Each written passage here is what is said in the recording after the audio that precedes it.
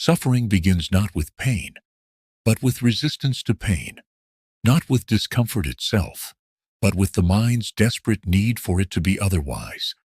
And so the first root of suffering is attachment, clinging, grasping, the endless craving for more, the silent belief that what we have is not enough, that who we are is not enough. And from this place, we chase, we acquire, we hold tightly to what is temporary, hoping it will give us lasting peace. But peace cannot be found in what constantly changes. Peace cannot grow in the soil of conditions. And yet we cling to people, to praise, to roles and identities, to youth and status and success, to ideas of who we should be and how others should behave. And the tighter we cling, the more we suffer. Because all things change, all things pass, and what we grip with white knuckles will eventually slip through our hands like water. And so Zen does not tell us to push the world away, but to soften our grip, to see clearly that everything is already in motion, already dissolving. And when we see this, not as an idea, but as a lived truth, something inside us relaxes, and we begin to release not just the object we're holding on to, but the illusion that we ever needed it to be whole. And from this release, a spaciousness opens within, a quiet joy that does not depend on circumstances, a peace that arises not from control, but from surrender, from letting life flow as it does, from meeting each moment without needing it to stay. The second great source of suffering is aversion, not just dislike, but the deep inner pushing away of what is, the subtle war we wage against reality when it does not conform to our expectations. And this aversion hides itself well.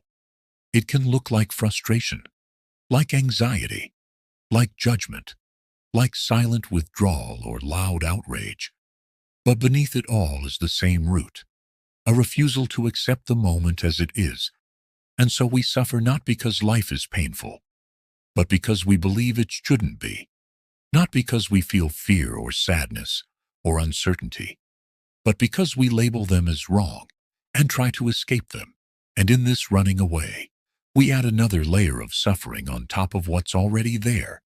And so Zen invites us to turn toward what we usually avoid, not to fix it, not to make it disappear, but to meet it as it is, like a guest in our house, to greet our discomfort not with resistance, but with curiosity, with compassion, with stillness, because the moment we stop fighting what is, we begin to suffer less, not because the pain is gone, but because our war with it is over.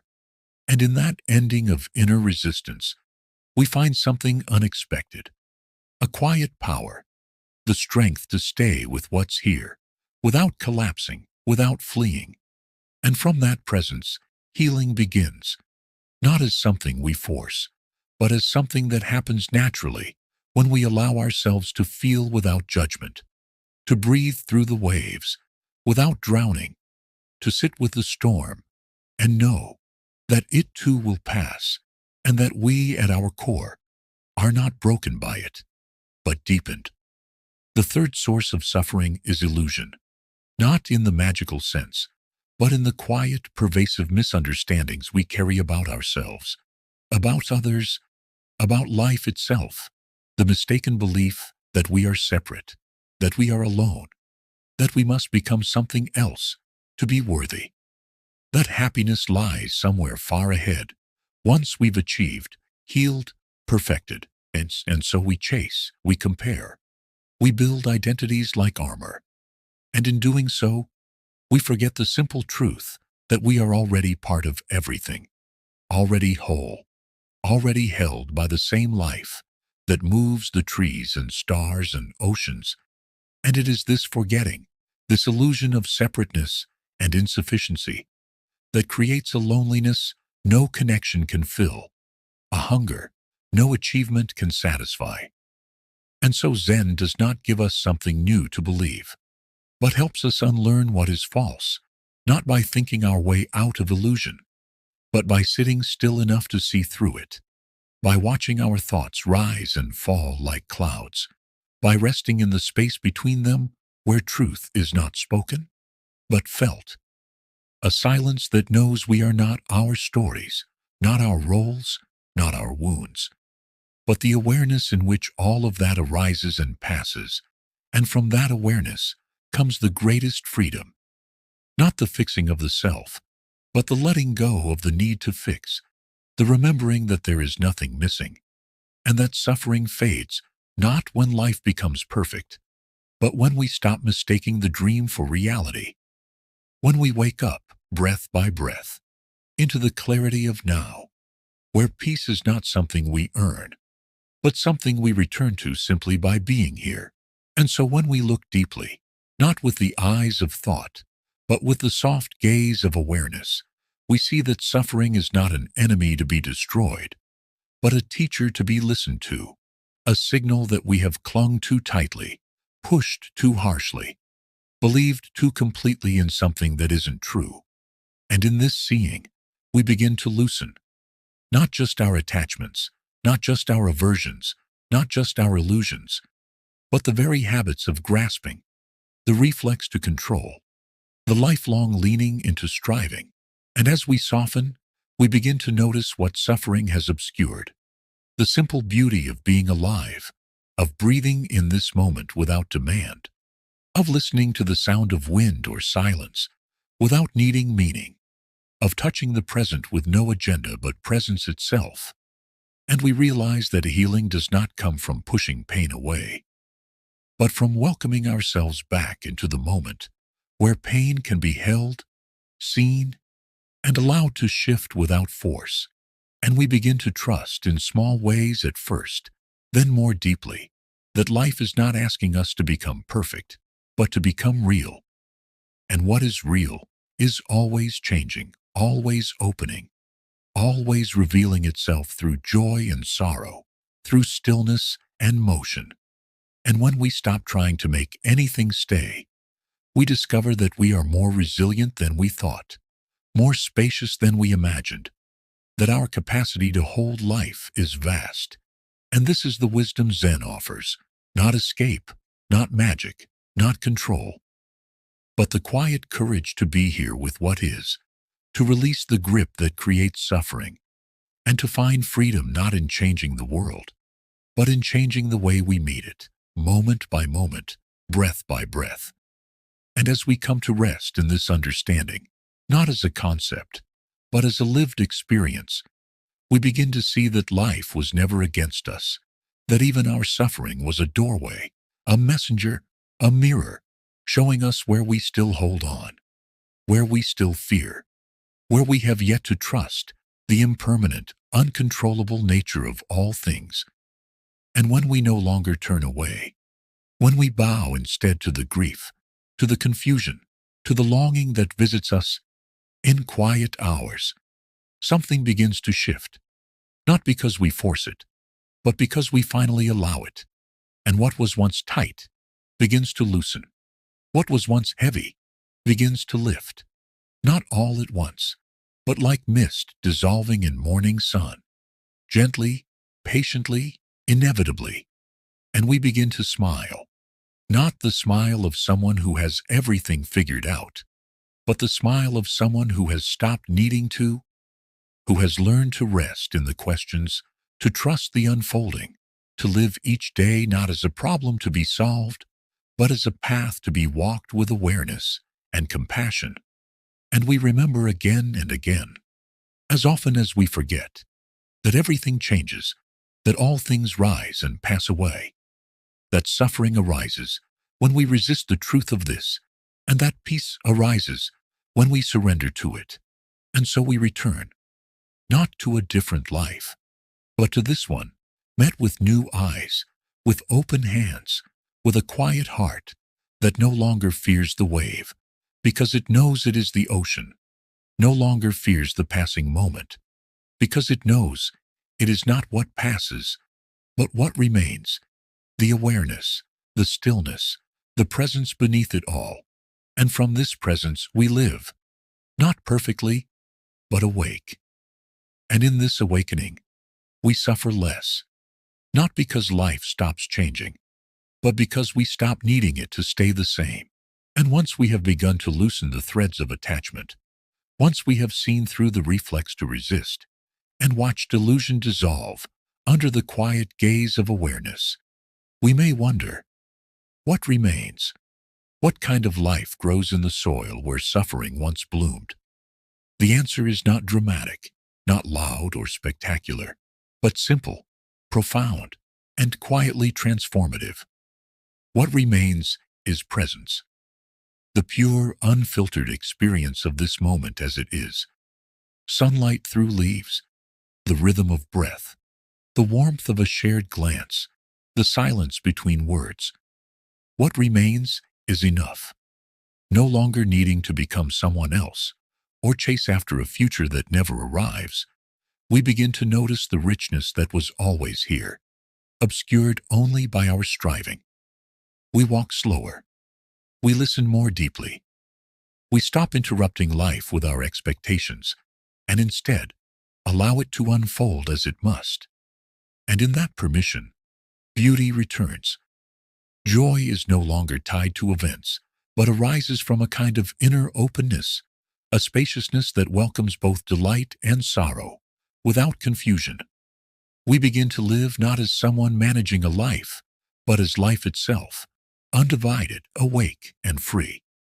And yes, pain still comes. Loss still visits. Impermanence still pulses through everything. But something has changed within us. The fear of these things softens. We no longer run from endings, because we no longer seek to freeze beginnings. We see the shape of a wave, and we bow to it, not as a thing to hold or push away, but as a movement of the ocean we belong to. This is freedom, not from life, but within life. Not freedom from feelings, but the freedom to feel them without losing ourselves.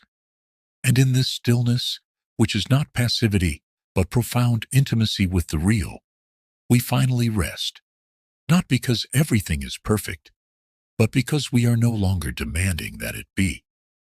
And from this resting place, we begin to live differently, speak more gently, act more honestly, love more openly, not because a rule tells us to, but because we remember that we are not separate. In the end, what Zen returns us to is not an escape, but a homecoming, a return to what we always were before we forgot. The open sky, the silent witness, the passing wind, and the stillness beneath it all. That stillness is not outside of us, it is who we are. And when we no longer carry the heavy armor of attachment, when resistance has softened and illusion has thinned like morning fog, what arises is not emptiness, but clarity, a kind of natural seeing that needs no effort, no searching. We begin to notice that wisdom is not something we acquire, but something we uncover, something that was always here beneath the noise, waiting in silence, waiting for us to stop grasping long enough to hear it. This wisdom does not speak in complex ideas or philosophical proofs. It speaks in stillness, in the calm knowing that all things come and go. And yet something remains untouched, unmoved, unbroken. From this still point we act, not with reactivity, but with intention. We speak, not to impress or convince, but to connect, to understand, to heal. Compassion arises not as a moral duty, but as a natural movement, the way a tree offers shade, or a river flows, because everything is connected, because there is no real separation between your suffering and mine. And so we begin to move through the world with a different rhythm, not slower or faster, but more attuned, more rooted, like walking barefoot on earth we've forgotten to feel. We begin to trust ourselves, not as identities or roles, but as presence, aware, alive, receptive. Life becomes simpler, not because we do less, but because we no longer live in constant resistance to it. We eat when hungry. We rest when tired. We speak truthfully, even when it's uncomfortable. We listen without preparing to reply. We laugh without reason. We cry without shame. And in all this, we begin to glimpse the quiet joy Zen speaks of. Not the joy that depends on circumstances, but the joy that emerges when nothing is clung to, nothing is feared, and everything is allowed to pass through us, like wind through open branches. And now, having walked slowly through the roots of suffering and the freedom born of their release, we arrive not at an end, but at a beginning, a quiet beginning, a beginning that waits in each moment we stop chasing, each moment we soften, each moment we choose to meet life with presence instead of resistance. There is nothing more to seek, nothing more to understand, just this breath, just this heartbeat, just this moment, already complete. Zen does not offer answers so much as it offers space, space to be, to breathe, to awaken without force. It teaches not through instruction, but through invitation. Let this be your invitation, to rest in what is, to trust that nothing needs to be held so tightly, to allow the wave of experience to rise and fall, as it always has, knowing you are not the wave, you are the ocean.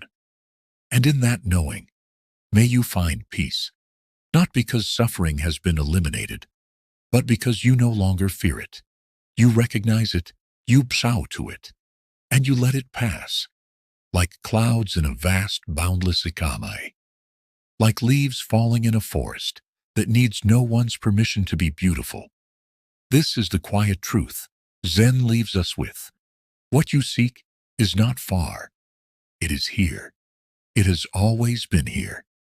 And it has always been enough. If this message resonates, subscribe for daily Zen reflections and guided wisdom to help you reconnect, reflect, and become fully yourself. Until then, remember, suffering is neither good nor bad. It is the teacher,